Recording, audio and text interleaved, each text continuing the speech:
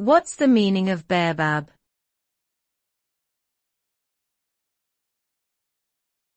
Baobab.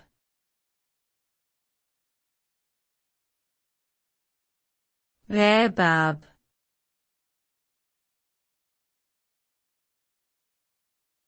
Baobab.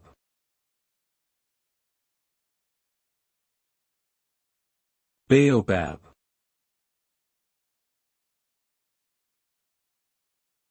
Baobab is a type of tree that is native to Africa, Madagascar, and Australia.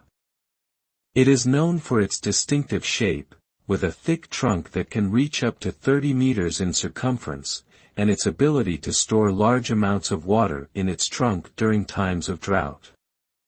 The name baobab comes from the Arabic word bu-hibab, which means father of many seeds. In African culture, baobab trees are revered as sacred and are often used for medicinal purposes. The fruit of the baobab tree is also highly nutritious and is used in various culinary dishes and beverages.